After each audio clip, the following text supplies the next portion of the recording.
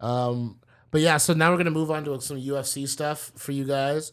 We've got UFC Fight Night 154, Korean Zombie versus Moicano. This is gonna be a sick fight. Should be good. It should be extremely good. I'm super excited to talk about this. We've been waiting a little bit. So what were some? You know what? Let's talk a little bit about something that just happened recently. How about what were your reactions to Cejudo going and becoming the champ? Or Triple C in his mind? Right. Well, should we just speak about Just the fight itself? we could talk about The whatever fight you itself, want. what I saw was basically was getting a bit I don't want to say outclassed, but he was getting a little bit outclassed on the feet. He was getting his legs chopped for sure. And he was losing the fight until he won the fight. It's so And true. I mean, it does go. We can talk a lot about, like, obviously he's an Olympic champion and an amazing athlete and all those things. But I think maybe Marlon Moraes's kind of mentality wasn't on point. He didn't come in there with any kind of poise. He came in there trying to destroy him and gassed himself. Did you see? I think they made that point on other podcasts. They were saying in between rounds, after the first round, maybe he was his coach was telling him, think about your mom. You're doing like how far she's gone and all the stuff she's done for you to get here and all this stuff, like trying to motivate him. Right. And then goes to like kind of begs the question, why did he need to go there, right? Right.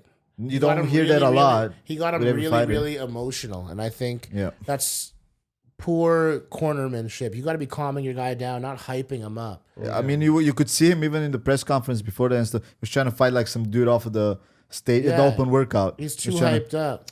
He's too emotional. He's He got to needs be a to little more learn. detached. And I think TJ Dillashaw really talked about that a lot. He sat down with Chael Sonnen. I haven't seen that yet. Like, was awesome. I'm gonna watch it. It was awesome. He sat down with Chael Sonnen and he was talking about that. It was he had a really good thing that he had some good insights on the topic. But Yeah, heading I over, mean, go ahead. it definitely is a mental thing because I think otherwise, skill wise, he was there. For TJ Dillashaw, it was Dominic Cruz. It slipped my mind for a second Yeah. there. It was Dominic Cruz fight, and he's like, I lost that fight on a split decision. I was convinced I won, but at the same time, just like I understood I had to slow down a little bit. And he's like, I won round 4 and 5, but I think it took me that long to figure it out, and I lost a split decision because of it. Yeah, And he's like, he says I had to learn to slow down. And that's why facing Cody Garbrandt, it was different. And that's why facing these different challengers, it was just different. You know? ironically, that's the way he lost to Cejudo. Yeah. By just going out there trying to go crazy. And then, I think on top of it, he was talking about I don't know if you saw the segment about him talking about his doping and what happened and why he No, did I it. didn't see the segment, but I heard. I think on One of the outlets. on one of the other podcasts that he was taking it because his red blood cell count was low, Yeah, yeah. and the only way he could get it back up was by taking this medication. Yeah, exactly. And it was illegal. And then Just to get it to where Chael it's Sonnen's normal. like, oh, yeah, I know what you're talking about. I did that. Because I'm Chael's like, been there. Yeah. oh, this guy's hilarious. He did EPO as well. Chael's Chael done a Sonnen. bunch of things, right? He's done a bunch. And there's I'm one not point even where judging. there's one point where he was quoted. He was like, I've got more juice content than Tropicana. I'm like, this Well, that's guy's fine. At least if you can be ridiculous. like, fun about it's it, then hilarious. I think we It's- kind of accept he owns it then. it. Yeah, I'm not denigrating him for it. I think it's hilarious. Yeah. But yeah, no. So like, it's very interesting to watch Cejudo go and win that against Marlon Moraes like that, and in his same division, actually the second, the co-main event of UFC Fight Night, the Korean Zombie versus Moicano, right? The match right before it, I think it's gonna be really, really cool. This John Lineker versus Rob Font matchup. Now again, these guys are ranked 10th in the bantamweight division, 10th and 12th respectively, I 12th. should say, Mm-hmm. and what's going to be interesting about this matchup is just watching a couple guys, especially in terms of John Lineker, coming in here as a heavy-handed guy. Hands of Stone is his nickname for a reason. And he's really trying to, come out there and KO people. And when you look at Rob Font, he's a long, rangy guy. See, Lineker is 5'3", Rob Font's 5'8". You got a little bit of a difference there, obviously. Definitely in giving up reach and size. Yeah, everything. yeah. So it's gonna be very interesting to watch what happens now that John Lineker is coming off of that last loss just now, and Rob Font having lost to Lineker before. he's coming back into this fight and he wants it again because Corey Stamen couldn't fight in this 2 weeks ago and he had to pull out. Okay. So because Corey Stamen had to pull out, he asked for John Lineker, and within 30 minutes, John Lineker accepted. Like, okay. So John Lineker is going to be taking on Rob Font in that way, and it's going to be super dope watching a guy try to overcome a guy who beat him before, who he just saw because he's a long and rangy. And it was the guy who beat him was long and rangy, Corey Sandhagen Right. or whatever his name was, Sandhagen. The guy who beat John Lineker on that split decision that way. So I think you're going to try to replicate a bit of that and try to avoid the brawl that John Lineker tries to get people to get into. Right. But do you think he'll be able to control that in this fight? Probably gonna try to stay away a little bit, create some distance, and because Lineker doesn't have any other direction than forward, like that's all he does, just move forward. So, I Look think at that takedown defense. Yeah. Rob Font.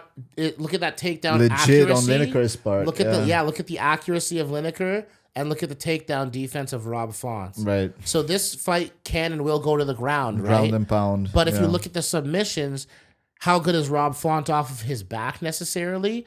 That's going to be an interesting thing to juxtapose between one another because if John Lineker just wants to get on the ground and pound, he can do that, right?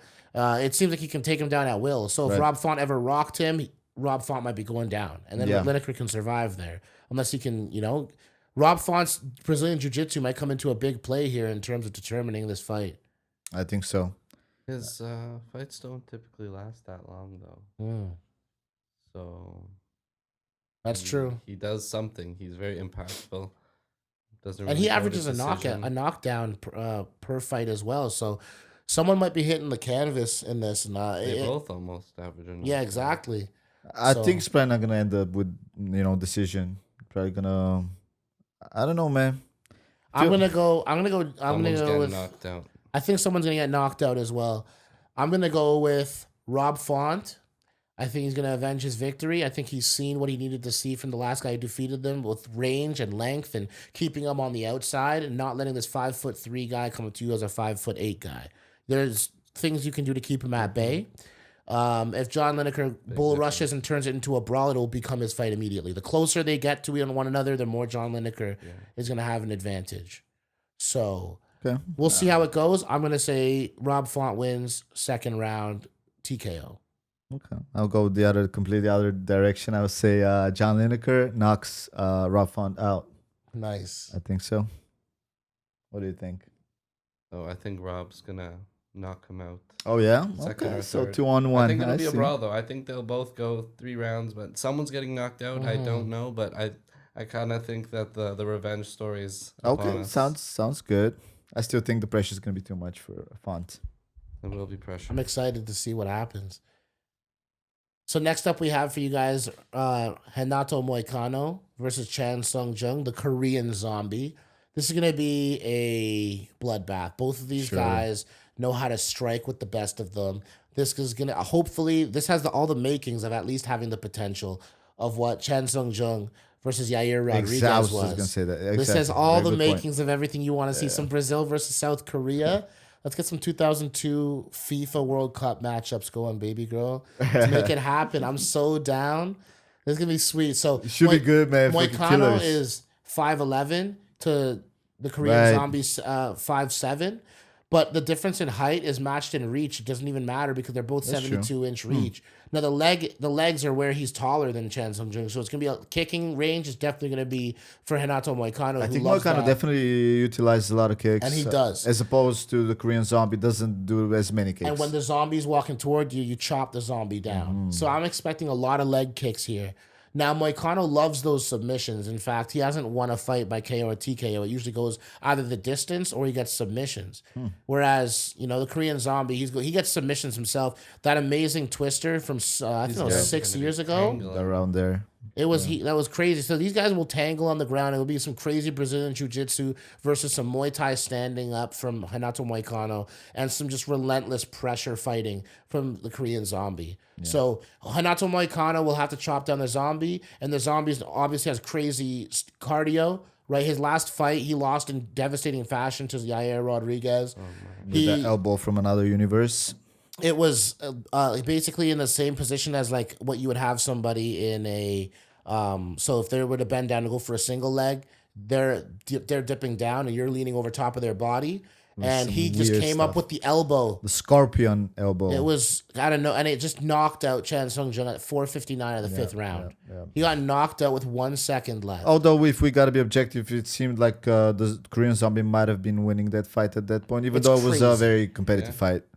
But he might have been winning at that point. That would have been a crazy decision. He kind of got suckered in when right? When Yair was like, all right, let's do this for the fans or whatever, when they hugged and stuff. And he was like, okay, fine. And he just came forward and he got caught right at the end. So, but I mean, as you can see, these significant strikes landed per minute are intense. Anything above 3 is a guy who loves to strike. We got 5.7 versus 4.1 for landed per minute. Significant strikes. That's crazy. They and both take a the lot. defense, they're absorbing a lot, and the significant strike percentage that land, these guys brawl. Yeah. So it's gonna be a brawl, and if someone tries to take it down, they both have the same defense, and the accuracy isn't great either. This is gonna be a stand up war.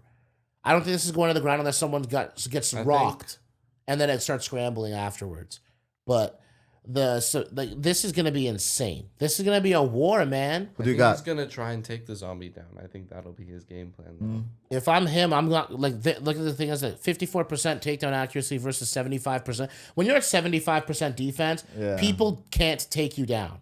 I mean, at least Not it can't, can be the strategy. Yes. It can be like your main You can't be like, strategy. oh, I'm going to take you down at will. Yeah. Let's put it that way. You might take him down, but that can be your main focus. You might have to 'cause then- rock him first. Rocking this guy is not something that's But I impossible, think but getting putting him to away. the ground though would be a goal of the game. For Eventually, maybe, yes. Well, they both are. They both. But I love don't to think he's going to submit. come in there and just start shooting right away, you know? No, but like Yeah. you work him down, Right, like right, it would right. be maybe by the second round we want to be able to get him tired enough, Yeah. learn his motions to Right. be able to Although get a Korean takedown. Zombie has pretty good cardio, we've seen. He does. You know, so... I'm not expecting cardio to be really a factor as And it's much. 3 rounds, so... Moicano, I'm more worried about that cardio than him. You're carrying a little bit more height to you and everything, but we'll see how it all goes down. What do you guys think? Who What do you got? You go first. Me? Yeah. I'm going with Korean Zombie, bro. I'm going with Korean Zombie Okay. in the third round. I'm gonna go by rear naked choke Okay. What do you got? I have the Korean Zombie by Okay. decision. decision. And again, I'm going to go against you guys. I'm going with Moicano. I think he's going to come in and start chopping his legs and stuff. Yeah. Going to get him tired, and eventually he's going to either knock him out or submit him. All right. I think that Chan Sung Jung's going to put a lot of pressure on him. Just kind of press him. He's going to walk through those kicks. He's going to start chasing him down. And it gets to a certain point where you're just getting punched in the face and jabbed a few times. And it's just going to be punches and bunches. Oh, for so sure. you can only throw kicks and then guard your punches a few times. Eventually that nose starts bleeding. It's hard to breathe. He can And throw now the kicks cardio and is really compete with the getting... kicks as well. So we'll see how it all goes down. I'm excited, man. Yeah, Oh, should God, be it's gonna a nice fight, though. You guys need to get Potential your fight of the popcorn ready night. for that, for sure. Yeah.